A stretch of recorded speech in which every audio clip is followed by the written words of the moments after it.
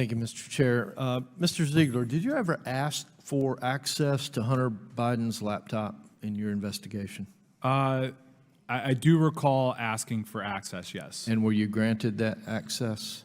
I don't believe that that's in the confines of my transcript. So I do know, so when we're talking about— Did you look at the laptop? So I can jump in there because I documented a meeting where we had this discussion, and it was included in my House Ways and Means Committee transcript. And Special Agent Ziegler asked multiple times that he had certain pieces, certain downloads from the devices, but he did not have access to all of them. And that's when Leslie Wolf said that, well, that's because prosecutors decided not to give it to you all. So you effectively were denied access.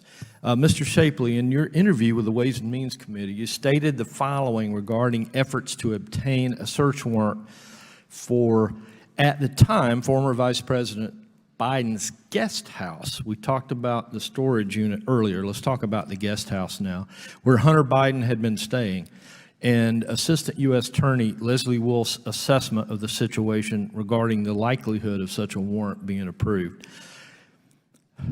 There was more than enough probable cause for the physical search warrant there, but the question was whether the juice was worth the squeeze, and I find this in quotes. She continued that optics were a driving factor in the decision on whether to execute a search warrant.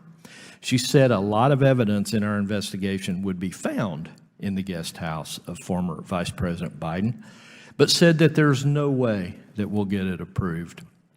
I open this question to both of you. In the course of your distinguished careers at the IRS, has a DOJ official ever attempted to argue against the execution of a search warrant while acknowledging that such a warrant being carried out would likely yield positive evidentiary results for the investigation? Mr. Shapley. So my response would be that an argument wouldn't be required. It would be discussion with the investigators working with the prosecutors, and if you weren't on the same page, then you just simply, would move on. And with the circumstances of probable cause being achieved and knowing evidence was there, I don't know how she could have not allowed us to execute that search warrant. And I mean, it goes further, and even to the storage unit. When you talk about access to something and you're relying now on them to turn the records over to you versus you having access to those records, they're not being potentially destroyed. I mean, there's a multitude of reasons why you'd want to execute a search warrant. Mr. Chair, I'd just like to share some thoughts. This hearing is much like arguing with my wife. We start out on a topic, and then we go in all kinds of different directions, and it seems like that is what I'm hearing, at least from the other side today.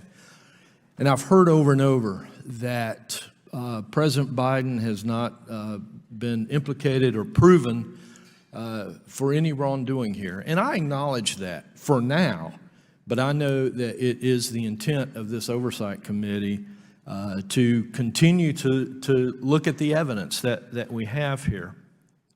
The issue at hand, however, is that it is Joe Biden's son that is the target of this and seems to have had preferential treatment on a number of levels. The investigators were denied access to the laptop. The Biden family was tipped off with the warrant on the storage unit, and the investigators were denied access to the guest house, even knowing that or suspecting that there was evidential or evidence in that. And that is what concerns the American people. That's the real two-tier justice system that we see here. It's not that Joe Biden has been proven to do anything wrong yet. It's that Joe Biden's son has received preferential treatment through the Department of Justice. I think that's a shame, and I appreciate these gentlemen being here to share their brave story with the American people. I yield back.